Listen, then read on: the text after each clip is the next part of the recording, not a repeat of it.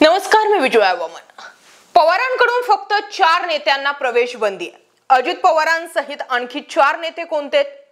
लोकसभा निवडणुकीमध्ये 10 जागा लढवून 8 जागा जिंकणाऱ्या शरद पवारांच्या राष्ट्रवादी काँग्रेसनं आता विधानसभा निवडणुकीची तयारी सुरू केली आहे। लोकसभेत अजित पवार गटाला बसलेला धक्का आणि त्यानंतर महायुतीत एकटे पडलेले अजितदादा ही स्थिती पाहता त्यांच्याकडचे बरेचसे आमदार माघारी फिरण्याच्या तयारीत आहेत। निलेश लंके, बजरंग सोनवणे, धैर्यशील मोहिते पाटील यानंतर आता कोणते आमदार आहेत ते पाहणं गरजेचं आहे।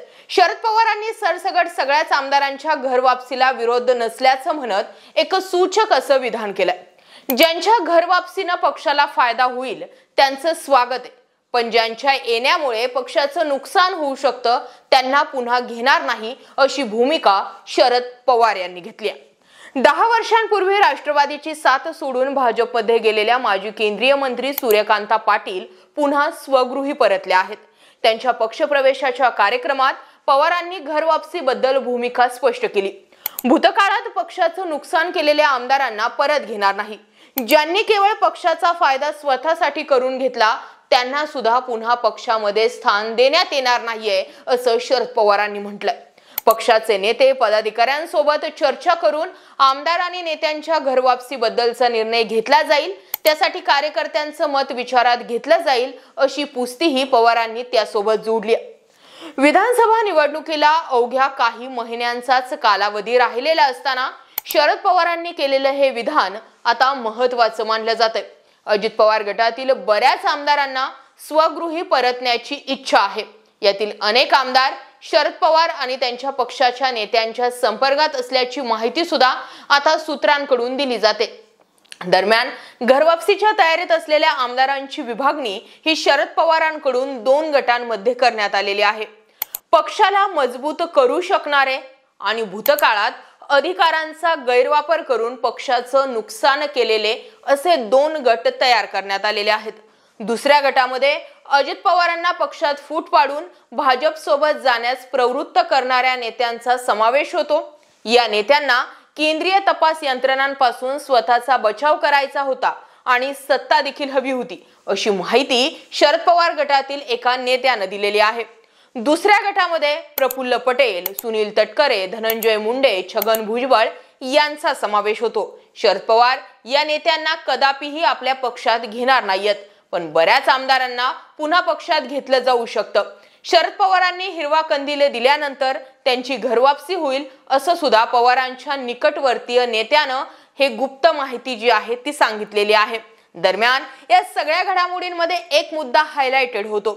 शरद पवार यांनी म्हटलंय की अजित पवारांना बंडखोरी करण्यासाठी, स्वतःचा पक्ष वेगळा काढण्यासाठी, स्वतः नेतृत्व करण्यासाठी काही नेत्यांनी जे आहे ती रसद पुरवली आणि तेव्हा अजित पवार बंड करायला तयार झाले।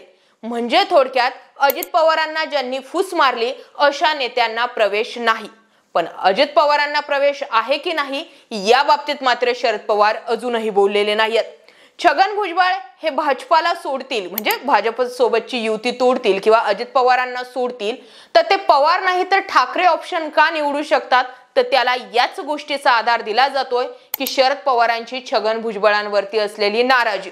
आणि दुसरा विषय तो म्हणजे धनंजय मुंडेंचा। 2019 ला अजित पवार यांनी जो देवेंद्र फडणवीसांसोबत पहाटेचा शपथविधी केला होता त्यामध्ये सुद्धा धनंजय मुंडेंचा रोल खूप महत्त्वाचा होता। धनंजय मुंडे नंतर पलटले की आपला त्या विषयाचा काही संबंध नव्हता, परंतु धनंजय मुंडे ही अजित पवारांना त्यावेळी ताकद पुरवत होते।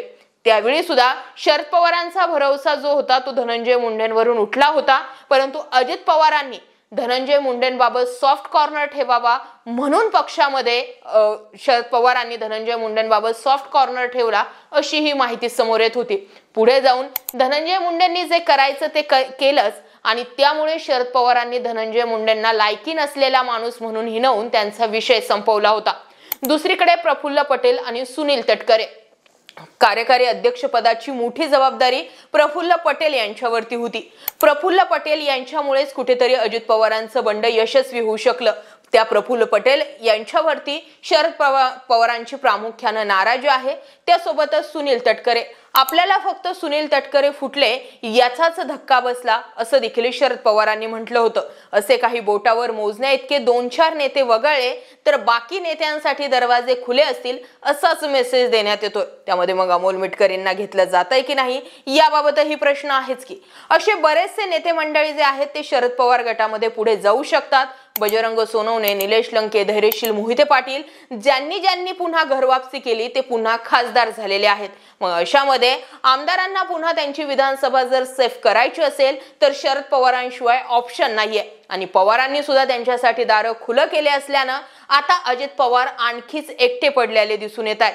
आता यामध्ये अजित पवारांना त्यांचा स्वतःचा हक्काचा बालेकिल्ला म्हणजे बारामती जिंकता येतो की नाही हे पाहणं सुद्धा महत्त्वाचं असणार आहे। तुम्हाला काय वाटतं? रात गई बात गई असंच म्हणत अजित पवारांच्या बाबतीत आजही शरद पवार सॉफ्ट कॉर्नर राखून आहेत का, की अजित पवार, प्रफुल्ल पटेल, सुनील तटकरे, धनंजय मुंडे या नेत्यांना सुद्धा गेट बंद असेल? याबाबत तुमचं काय मत आहे जरूर व्यक्त व्हा। बाकी जय महाराष्ट्र पब्लिक।